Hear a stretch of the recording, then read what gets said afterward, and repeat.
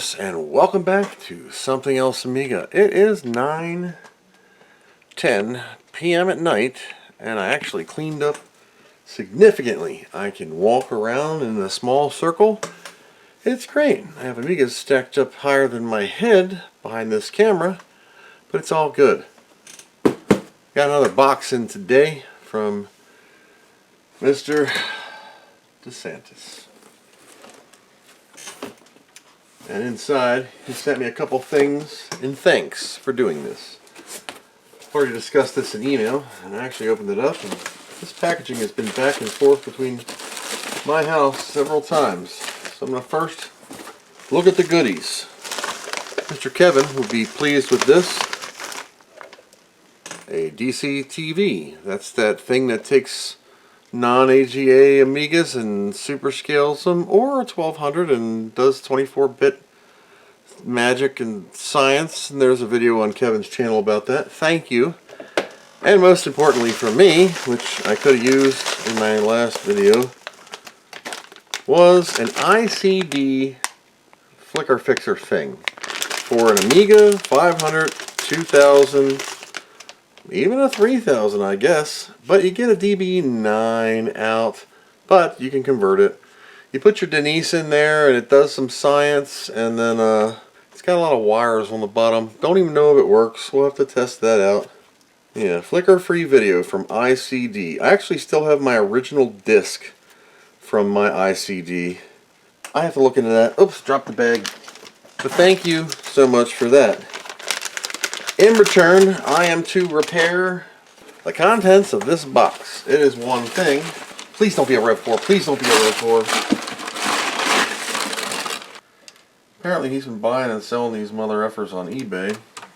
Ah, damn. You got to be a stupid mother... Or something. Anyway.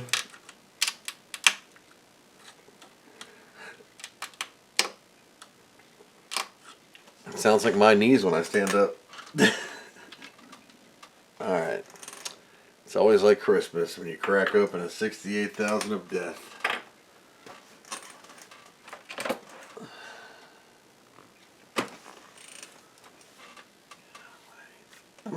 I'm just gonna pretend I don't see that. I'm just gonna brush it.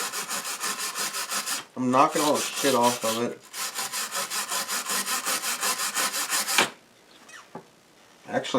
Actually that cleaned it up. You're not gonna believe this. Ouch! That actually cleaned that socket pins up. Look at that 68,000 pins. I don't know if you'd see that, but that's hilarious.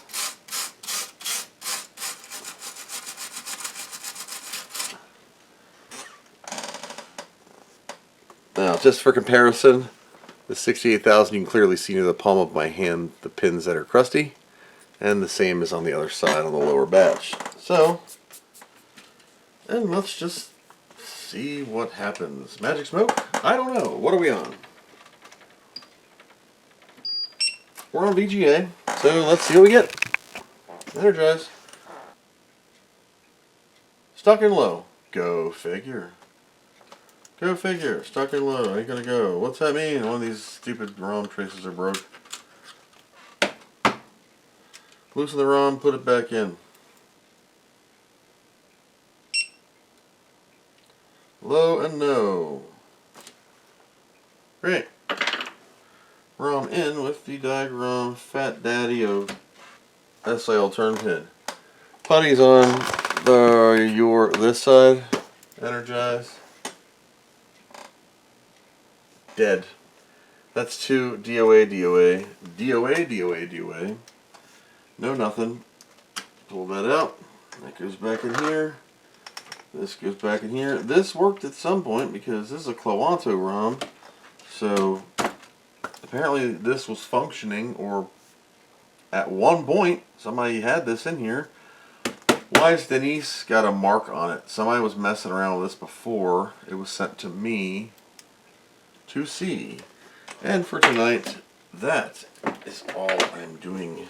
3 more boards to finish when I thought it was 1. I got several more coming in that I'm trying to knock out, and then I'm done. I am on Amiga motherboard vacation for at least 2 weeks. As I am burned out, man. Ugh. See you in a little bit. Hello. It's 4:44 p.m. I did a quick check of it last night. It's totally dead. CPU socket was jacked up as usual. I did the ghetto cleaning. I even tested continuity and still got beeps, which is scary. I'm going to go ahead and remove the CPU like I always do. Even though I kind of tested it last night, it is still kind of yucky. The socket is less crusty, but it's really, really jacked up. So I need to pull the metal shielding off. Alright, popping it free, checking for the underneath. Now, this one, fingerprint wise, a little bit, right? Under here, clean. Got some dust damage on the open holes of the 8-bit ISA. Otherwise, looks great. Put that on the floor. Let's flip this candle over and take a peek at what we see. We have the normal Varga post still in there. It was snipped. And a quick gander of the board just on reflectivity and looking. I give it a shine test and just check for anybody that's been here besides me at this point. That's okay. Just kind of want to know what I'm getting into. It looks okay on the bottom. Pull the ROM out, pull the CPU out. It looks okay, but it's really dirty. When I get the CPU socket off, I'm going to do some continuity pins. We'll fire up sprint layout and we'll go through this. You know the routine by now with me and Amigas. We're going to take Lorena and we're going to break the back here, and that is simply involving sticking this down and giving it a snap. Now these ribs are elevated, so if you're thinking I'm going all the way down, I'm not touching the board. I am literally touching the post and clicking it, and that breaks the spine in half. Now, a couple haters that dislike all my videos for some reason are like, you're bending the pins. Yes, so what? I'm taking them out anyway. What am I going to do? Flex the bad hole and that I'm fixing anyway? So if it does spread her legs a little bit when you take the tension off, when you undo her belt and her belly hangs out, yeah, it's going to put some pressure this way. I'm fixing it anyway. That's the funny part. You get mad at me for the way I do something, but I've saved hundreds of Amigas. Nobody has a problem with free stuff. You know, everybody freaks out when I do things a certain way, like cut a capacitor or whatever. I'm a professional at what I do. The way I do things may not work for you. So unless you're an expert, don't throw hate into the fire when you don't do anything for people yourself. I'm here to help. I'm just helping, man. No, don't want to make you mad or send you into a tarred trigger. Whatever. I don't care. That's the way I do it. If you don't like it, I'm sorry. I'm still saving your Amiga for free. As usual, I'm going to add some solder to re-chemical fire ingest the, whatever it's called, make the lead again, and then suck it out. So I'm going to do that off camera, and I'll make up my mind on the ROM socket over here afterwards, once I get the CPU socket out. Here's a quick tip if you're a cheapskate. You can buy those Brillo scrubby pads, the copper metal ones, and cut them in half. And when you go to clean out your Heiko, you can insert a new one for your solder tip cleaning stuff, and it fits perfectly in here. And that way when you clip it back into your solder station, you have a fresh Brillo pad. You can't use a whole one because it won't close. But just an important cheapskate tip to save a buck or two here and there when you can, if you're so concerned about it. I use them all the time. Just make sure you buy the metal ones, copper, not the plasticky ones. Or, well, go ahead. It'll be hilarious. Okay, so they're out. Let's see what we get. Well, they're not out yet. I'm getting ready to take them out by doing the old finger wiggle. Making sure I broke all my things free, and then they basically fall out. Ta-da! I can take a better look. You see some crust and dust, but I don't see anything major. That's worse. That means might not be the CPU socket. Let's see who the interrupter is today. Mr. Marvin Droogsma. Cheers to you. Alright. What do we got? We need some of Hooper's Hooch. That's 99.9% horsepower. I'm going to make a sticker and use that way too much. You hear any funniness upstairs? My daughter's playing with the dog. Case in point. I'm not worried about the ROM socket just yet because I can touch that and pin it out. I do want to clean around the area really good. A lot of times when you have a board this dirty, alcohol is not a cleaner, okay? I use Windex. It has ammonia in it. Yeah. But it helps me with just getting the board clean. Again, Mr. Chris sent me these Kintech Science toilet paper things, and they don't tear or flake or dust. I mean, you can rip them, like I'll tear the crap out of it now, but it lets me use this on a wider kind of wipe than a Q-tip cotton swab and get an area more clean. Let's get these battery posts out.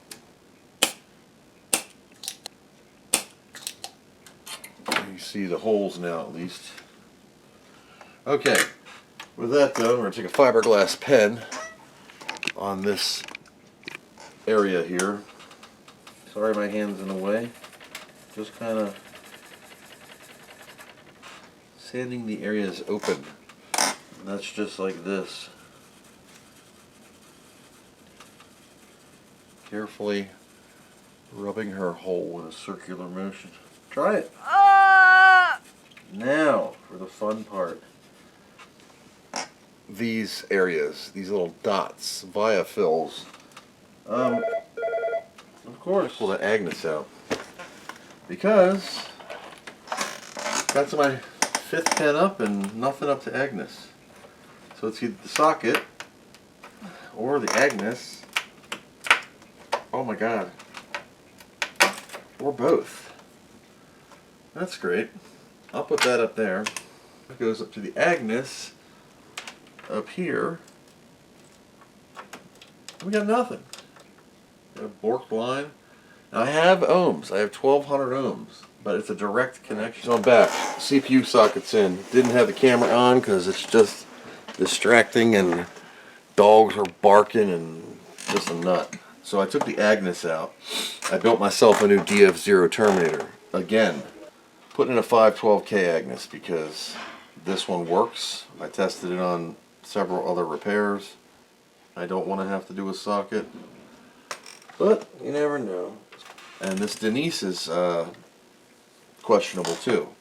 So first we're going to try it with the Agnes, and we're already in. I'm just going to plug in my little light here that I always plug in backwards, so I'll have to do it again. Low, still stuck in low. Nothing on the screen, no devoom, no activity, no RGB at all. Dead video? I don't know. So this Denise also had a mark on her. 8362R8 exact chip that was in there. Pulling this Denise out with a white mark on it. Putting that with the bad chips. 1 meg Agnes. Denise. Pull this out. Chip pen straightener. A little too long, so I got to do it half and half. New Denise, new Agnes. What do we get? And then when I turn this on, that should go blue. Or the devoom will turn on. If I get a signal. I do not get a signal. She is dead as a damn doornail. That's great. Anyway, dinner's ready. So it's 7:52 p.m. as you can see on Omnibot's clock. Yeah, I don't know what's going on. We have nothing at all. I'll have to start doing clocks, oscilloscope clocks. It's possible this ROM is dead.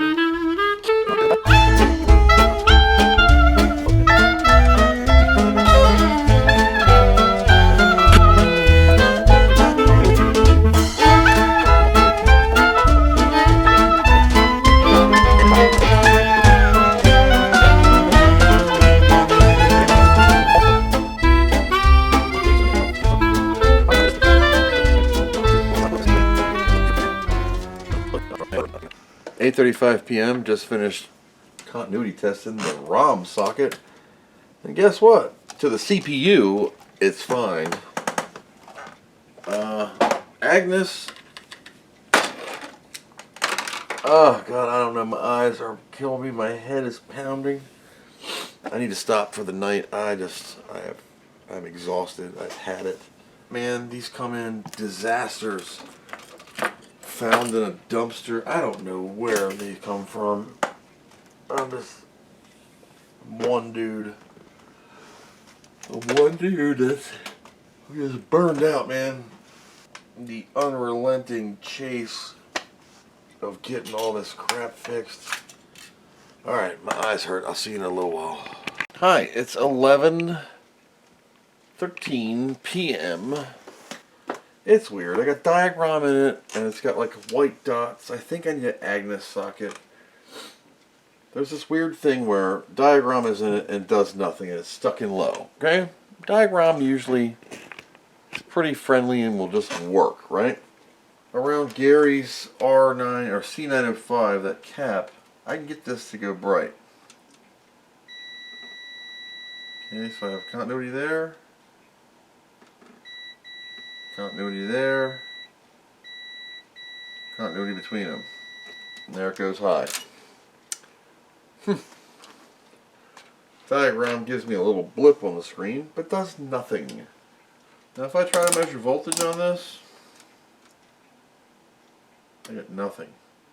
And there it goes high again. So am I just causing a ground out and I got another character on the screen? I don't know. I'm really tired.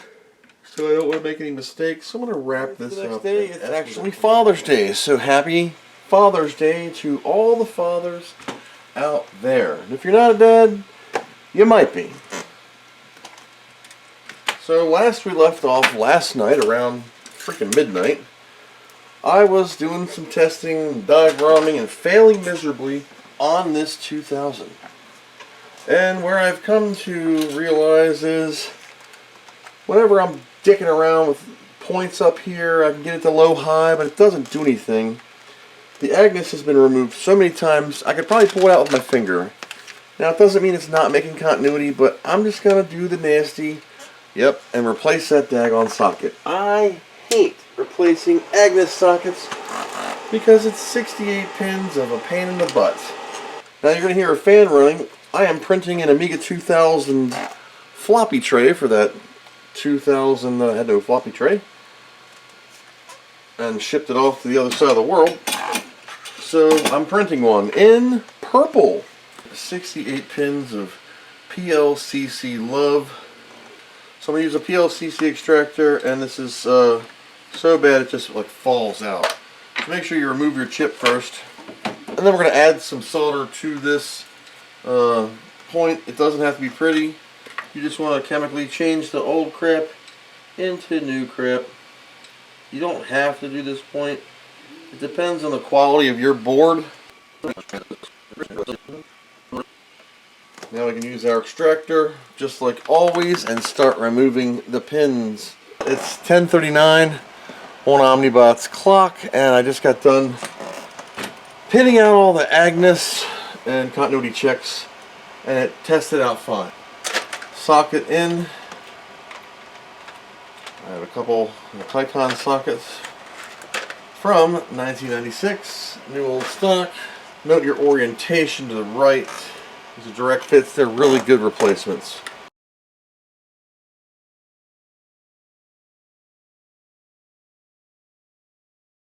And just like that, a new Agnes socket is in. Alright, fat lady. Let's see what you got. Hi, it's 7:36. I took the ROM and the CPU out and I went to eat enchiladas. Good. Happy Father's Day, everybody. Anywho, I'm going to start now re-pinning out the CPU and the ROM because something's just freaking weird. Hi, welcome to Oscilloscope Day. Alright, this is clock. Let me auto this into one channel. Alright, let's turn it on might help also. Energize. And we're looking for clock. This will be, you can't really see it, but 7.1 whatever megahertz. What the hell? It's off and I still clock. Something's... I have no clock. What is wrong with this thing? I just saw 8 megahertz. No clock. Like nothing. I have a high. Turn off. Low. High. I have a clock, but it's not showing me frequency. Oh man. Alright, let's check 817, which is halt and reset. So 15, 16, 17 is halt and 18 is reset. Just want to see if it's stuck in halt. It is stuck in halt. Turn it off. Goes into halt. Or is this reset? This is halt. We're stuck in HLT. Why? We'll figure that out in a minute. Reset and halt, which I should be getting 5 volt on pin 2 of RP101. Oh yeah, which is right here.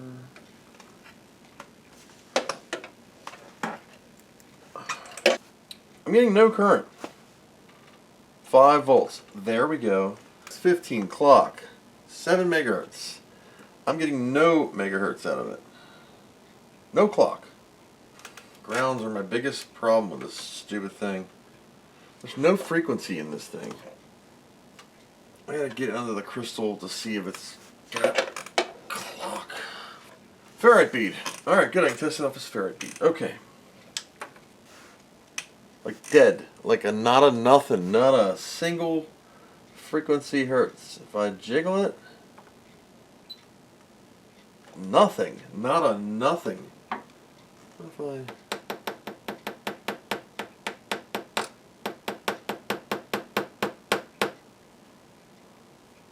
Oh, I smacked the crystal and I got something.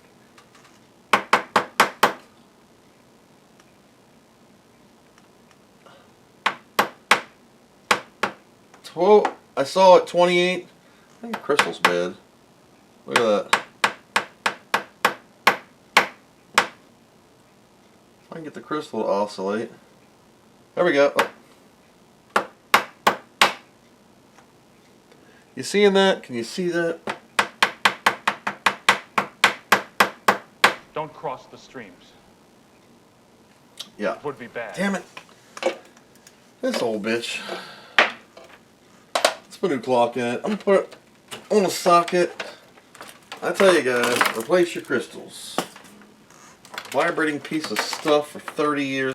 I'm fuzzy on the whole good-bad thing. There we go. We have clock again. Hot diggity dog. Isn't that nice? But we still have nothing on the Amiga. 28.65. See that? Now we have clock. But we still don't have Amiga video. So our crystal was dead as the door now. That's why we had no clock. So that's at least fixed. Do I have clock on the CPU now? 7.16, so 7.14 megahertz. We got clock on the CPU again. Bad crystal. Go figure. See that? 7.1. Well, it's moving around because I'm jiggling my hand. But, and I knocked the probe off, but we have clock again. Agnes, 28 megahertz clock. Look at her go. 2 hours later. Hey, look what I got. I got diagram. Holy crap. The adjustment. Okay. I have mouse. Let's do a CIA test first. Here we go. CIA tests. Hey, look what we got. Fail, fail. Okay. Doesn't matter. 512K a chip. Played Diablo 4 for 3 hours. Ate Subway. And came back. Green across the board. No stuck buttons or keys. Perfect. Memory test. This is my Agnes, but I'm just gonna test the chip mem. It is 512. Diagram will freak out on it after it gets past the 512. It'll do 2 megs, so it's gonna start erroring out after 512K. Now that's with this 512K Agnes. I'm gonna put the owner's white dotted 8372A back in. Unjumper J500, move J101 back to the 1 meg slot when this is done. Now this is just testing probably the first bank of the 4 chips here. So I've turned the unit off. Putty's going to remain on the screen. We're going to grab the PLCC extractor and remove said Agnes. This is my Agnes. We're going to put in the owner's 8372A. This will go to 1 meg. Composite's just saying, I'm not going to listen today and I'm going to do the shakes. So that's why I focused on the putty screen. At least I have something. Now RGB is not working at this time, but it doesn't mean it's not working. What I'm going to do is I'm going to get the magic yellow box that I don't know where I put it. Magic yellow box, where are you? Magic yellow box. Whoopity-doo.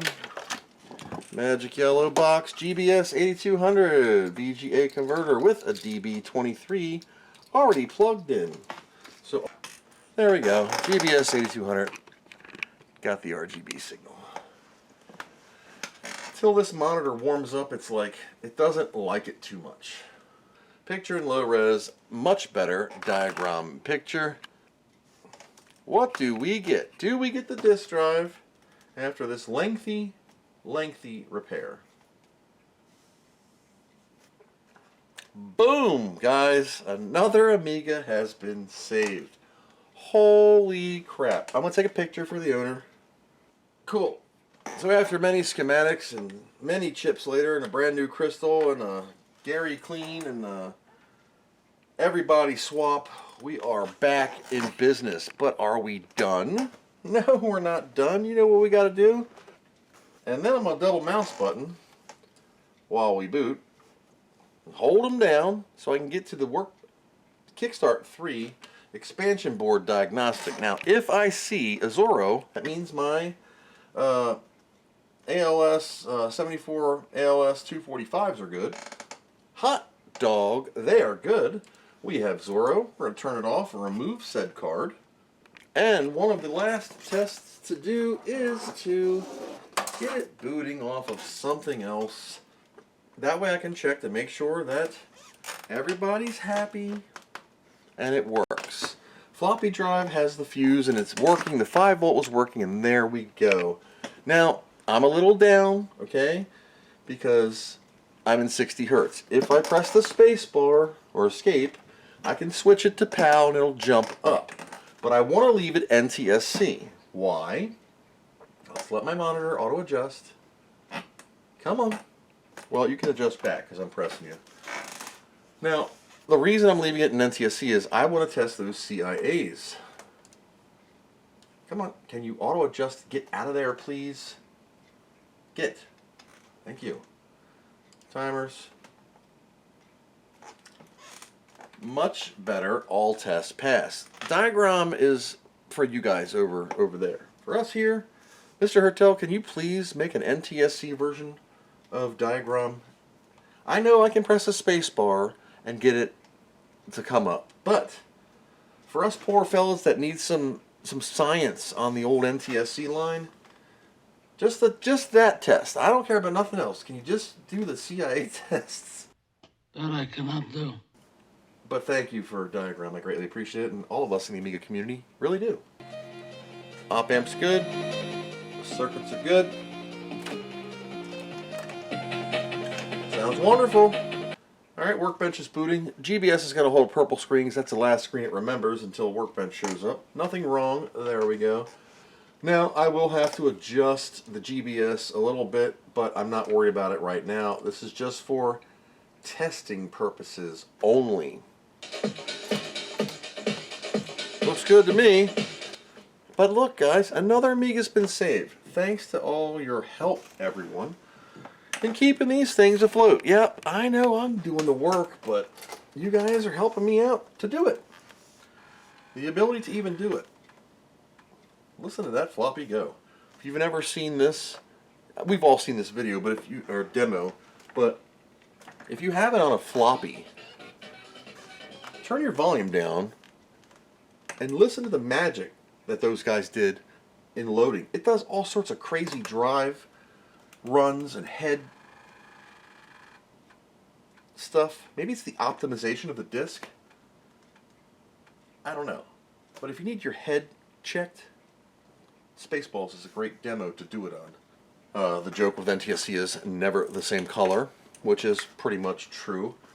So I wish it was all one system, but that's the way it works. And, you know. So I'm turning this off. This Amiga is saved, everybody. This was battery damaged. I replaced the CPU. Everything checked out with the Cambian socket. The socket was still a little loose. The ROM socket was so loose you could just grab it and pull it out.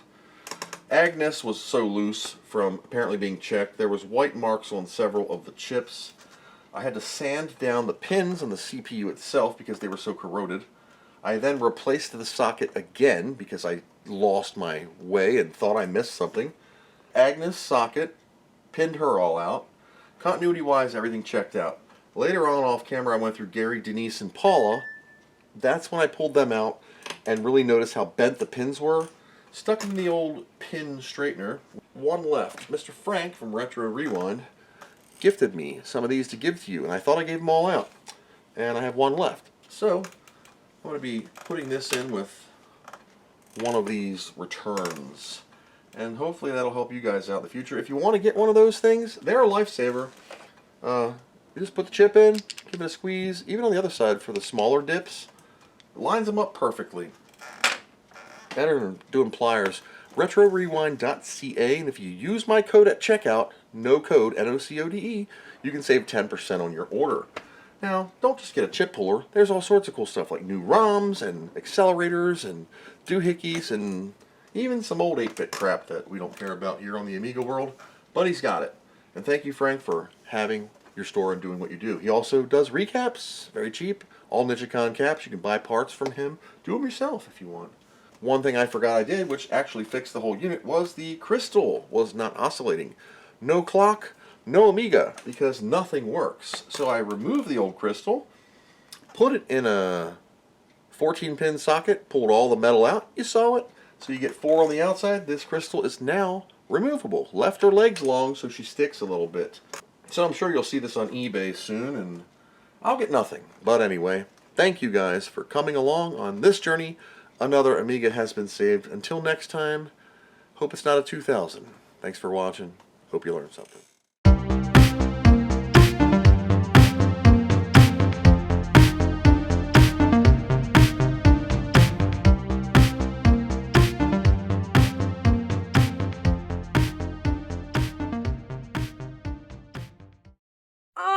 What do you know from funny, you bastard?